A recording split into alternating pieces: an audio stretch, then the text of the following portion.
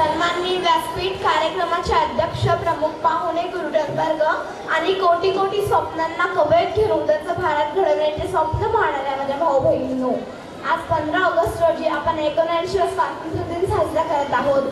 1857 ते 1947 या 90 वर्षाच्या कालखंडात ज्या ज्या क्रांतिकारकांनी स्वातंत्र्यासाठी मोलाचे योगदान दिले त्या सर्वांना विनम्र अभिवादन करून मी आर्य गोविंद वर्बे माझ्या भाषणाला सुरुवात करते. प्रत्येकाच्या हृदयात देशभक्ती असलेली ही एक उज्ज्वल सकाळ आहे. आजचा दिवस हा स्वातंत्र्याच्या आठवणींना उजाळा देण्याचा दिवस आहे. विजय गाथा शहीदों की ये हिंदुस्तान गाता है, विजय गाथा शहीदों की ये हिंदुस्तान गाता है, उन्हीं की बदौलत आज आजादी से नाता है. विकसित होता राष्ट्र हमारा, रंग लाती हर कुर्बानी, फक्र से अपना परिचय देते हम सारे हिंदुस्तानी, हम सारे हिंदुस्तानी. 14 ऑगस्ट 1947 रात्री 2 कागदांवर सह्या झाल्याने भारताला स्वातंत्र्य मिळाले. फक्त 2 कागदांवरील सह्यांनीच आपल्याला स्वातंत्र्य दिले नाही, तर त्यासाठी प्रचंड प्रयत्न झाले. त्यामागे अनेक महापुरुषांचे, क्रांतिकारकांचे वीरमरण, संघर्ष, आंदोलने, तुरुंगवास असून प्रत्येक भारतीयाने स्वातंत्र्यासाठी काही ना काहीतरी योगदान होते.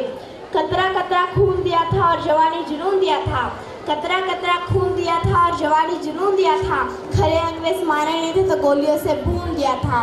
खनखनाहट गूंजती थी सेलुलर में जंजीरों की, सौदा लहू के मोल हुआ था भगत सिंह जैसों से, माओ ने भी गोली खाई थी, बेटे लटके थे फंदों पर, आजादी की डोली उठी कुर्बानी के कंधों पर, कुर्बानी के कंधों पर. 1757 मध्ये प्लासीच्या लढाईत ईस्ट इंडिया कंपनीने सिराडू दौलाचा पराभव केला. तेव्हापासून ते 1947 म्हणजे 190 वर्ष इंग्रजांनी आपल्यावर राज्य केले.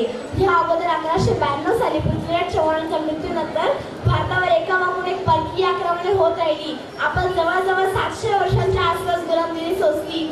एवढ्या वर्षांच्या गुलामगिरीला झुगारून एक स्वतंत्र राष्ट्र म्हणून उदयास येणं काही सोपं नव्हतं. आपलं मनोबल इतकं तुटलं होतं की ब्रिटिश कधी संपूर्ण भारतात 1 लाखापेक्षा जास्त होते, तरी त्यांनी आपल्यावर 190 वर्ष राज्य केलं. या 78 वर्षात आपल्याला स्वातंत्र्याचं महत्त्व चांगलंच पटलेलं आहे. 1947 मध्ये मिळालेलं स्वातंत्र्य हे गुलामगिरीच्या विरोधात होतं, पण आजचा संघर्ष हा अशिक्षण, बेरोजगार, शहरी ग्रामीण भेद, जाती धर्म याच्या विरोधात आहे. तरीही आपण प्रत्येक पावलावर प्रगतीचाच विचार करत आहोत. अनंत आमची ध्येयशक्ती, अनंत आमच्या आशा, अनंत आमची ध्येयशक्ती, अनंत आमच्या आशा, गौरवाने लहरव तिरंगा, जय अजिंक्य भारत देशा, जय अजिंक्य भारत देशा.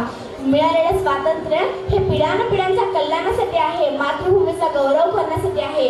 आपण भविष्य आहोत देशाचं. आपल्याला मिळालेले स्वातंत्र्य फुकट जाऊ देणार नाही. स्वतंत्र भारताकडे 1947 साली काहीच नव्हते. आपल्या स्वातंत्र्य काळातील प्रगतीचा लेखाजोखा द्यायचा झाला तर आज आपण जगात 4थ्या क्रमांकाची अर्थव्यवस्था असून आपण मदत घेणाऱ्यांपेक्षा जास्त मदत करणाऱ्यांच्या रांगेत आहोत. जगात 2 नंबरची सैन्य शक्ती असण्याचा बहुमान आपण मिळवलेला आहे. आपल्या शस्त्र असण्याचा दबदबा संपूर्ण जगात आहे. आपल्या नौदल, हवाई दल जगाच्या काळजात धडकी भरविणार आहे. संपूर्ण जगाचे लक्ष आज भारताकडे आहे. कोणी जर शांतिप्रिय म्हणून वाटायला गेला तर घुसायलाही घाबरत नाही आणि घुसून मारायलाही घाबरत नाही. भविष्यात प्रसंग बाका आला तर आपण जगाच्या वेगवेगळ्या कानाकोपऱ्यातून हल्ले करू शकतो. याची जाणीव जगातील प्रत्येक देशाला आहे, पण कोणताही देश भारताकडे वाकडी नजर करून पाहत नाही.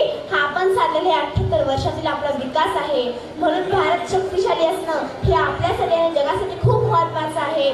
शेवटी जाता जाता एवढंच म्हणेल, तेरी एक हुंकार से पर्वत हिल जाए, तेरी एक हुंकार से पर्वत हिल जाए, तू कहानी है शौर्य और स्वाभिमान की. हे देशवासी अपनी ताकत की पहचान कर, तुझे तकदीर बदलनी हिंदुस्तान की, तुझे तकदीर बदलनी हिंदुस्तान की. धन्यवाद. जय हिंद, जय महाराष्ट्र.